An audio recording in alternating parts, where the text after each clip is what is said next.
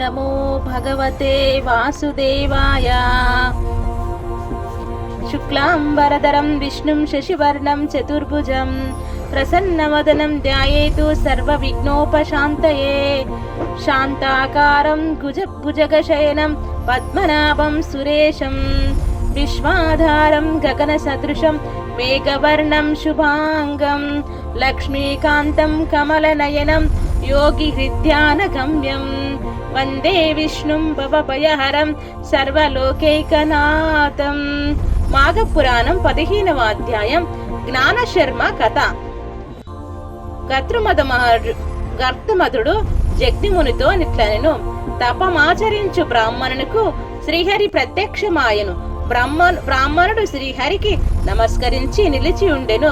అప్పుడు శ్రీహరి, ఓయి, నీవు మరలా నా రాకను కోరి తపమాచరించిన ఎందుకు?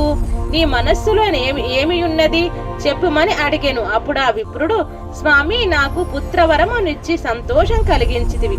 నే మాట ప్రకారం పుత్రుడు కలిగెను. కాని నారద మహర్షి వచ్చి ఈ బాలుడు 12 సంవత్సరముల తర్వాత మరణించునని చెప్పి వెళ్ళెను. నీవిచ్చిన వరమిట్లైనది. నా దుఃఖమును పోగొట్టుకొను గోరి తపమాచరించితినని శ్రీహరిని విన్నవించెను.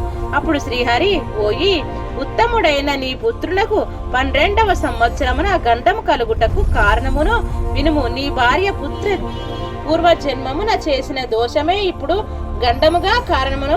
పూర్వజన్మమున కూడా మీరిద్దరు భార్యాభర్తలే. అప్పటి నీ పేరు జ్ఞానశర్మ. ఆమె అప్పుడును నీ భార్యయే. ఆమె ఉత్తమ శీలం గుణమును కలిగి ఉండెను. ఆమె భర్తయగు జ్ఞానశర్మ ఆమెను మాఘమాస వ్రతము చేయమని చెప్పెను. ఆమెయు అట్లేనని అంగీకరించెను. వ్రతం ఆరంభించెను. మాఘ పూర్ణిమ యందు వ్రతమాచరించి పాయసాన్నము చేయలేదు. ఆ దోషం వలన నీ భార్య పుత్రవతి కాలేదు. నీవు నిశ్చల భక్తితో మాఘ వ్రతము ఆచరించినందున ఈ జన్మమునంద విష్ణు భక్తి కలిగిన నేను నీ తపమును వరమిచ్చినాను. గత జన్మలో నీ భార్య మాఘ పౌర్ణమి నాడు చేయవలసిన పాయసాదానము చేయకపోవుట, భర్త చెప్పినను చేయకపోవుట వలన 2 దోషముల వలన 12 సంవత్సరముల తరువాత గండమున్నది నారదుడు చెప్పెను. కావున మాఘమాస వ్రతమందలి గంగోదక బిందువులతో నీ పుత్రుని తడుపుము. ఇందువలన గండ దోషములు పోయి నీ పుత్రుడు చిరంజీవి అగును. ఓయి, మాఘ స్నానము అయినను ఆయువును ఆరోగ్యమును ఐశ్వర్యమును ఇచ్చును. మాఘ స్నానము చేయని వారికి వారి సంతానములకు ఆపదలు కలుగును. అధిక పుణ్యములని గత జన్మలలో చేసిన వారికి మాఘమాస వ్రతం ఆచరింపవలనని సంకల్పం కలుగును. మాఘ స్నానం సర్వ పాప దోషాహరణం. నేను శ్రీహరి మాఘమాస ప్రియుడను. మాఘ స్నానం ఆచరించిన వారు దీర్ఘాయువులు, బుద్ధిమంతులు, ఆరోగ్యవంతులు అయి ముక్తి నందుదురు. మాఘమాస స్నాన వ్రతము కోరిన కోరికలు నిచ్చును. మాఘవ్రత బ్రహ్మ, శివుడు, లక్ష్మి, పార్వతి, సరస్వతి, ఇంద్రుడు, వశిష్ఠుడు, జనకుడు, దిలీపుడు, నారదుడు మీరు మాత్రమే బాగుగా తెలిసిన వారు. ఇతరులు దాని మహిమను పూర్తిగా నెరుగరు. మాఘవ్రత మహిమ కొంతయే తెలిసిన వారు, పూర్తిగా తెలియని వారు కలరు. దీని మహిమ అందరికీ తెలియదు. నా భక్తులు మాఘవ్రత పారాయణులు మాత్రమే మాఘవ్రత మహిమ అన్నెదుగుదురు.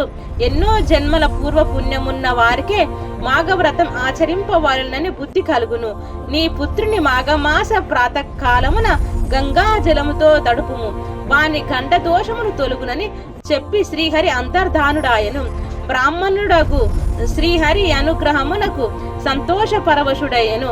బాలుని శ్రీహరి చెప్పినట్లుగా మాఘవ్రత గంగా జలముచే తడిపెను. బాలునకు శ్రీహరి దయ వలన గండ దోషములు తొలగి చిరంజీవి ఆయను. మృత్యు భయము తొలగెను. బ్రాహ్మణుడును ఆ బాలునకు 3వ సంవత్సరమున చూడకర్మను చేసెను. ఆయా సంవత్సరములందు చేయదగిన సత్కర్మలన్నీ చేసి విద్యాభ్యాసమునకై గురుకులమునకు పంపెను.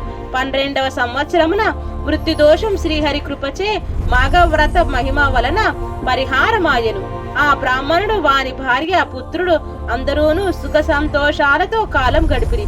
ఆ బ్రాహ్మణుడు పుత్రుని గృహస్థుని చేసి యోగ మహిమచే శరీరమును విడిచి శ్రీహరి సాన్నిధ్యమును చేరెను. జగ్నుమణి వర్య, మాఘవ్రతమును సాటి అయినది మరి ఒకటి లేదు. అది శ్రీమన్నారాయణకి ప్రీతికరము, పాపములను పోగొట్టి పుణ్యమును కలిగించును. మాఘవ్రతము మోక్షమును గూడనిచ్చును. ఈ వ్రతమును అన్ని వర్గముల వారును ఆచరించి ఇహలోక సౌఖ్యమును నిశ్చలమగు హరి భక్తిని పొంది సంసార సముద్రమును తరించి పరలోక సౌకమును కూడా పొందవచ్చును. ఈ వ్రతము సర్వజన సులభము, సర్వజన సమాచరణీయము అన్ని గత్రుమత మహర్షి జగ్నిమునికి వివరించెను. ఇది మాఘ మహాపురాణం 15వ అధ్యాయం సంపూర్ణం. సర్వం శ్రీ లక్ష్మీ నారాయణ అర్పణమస్తు. ఓం శాంతి శాంతి శాంతి.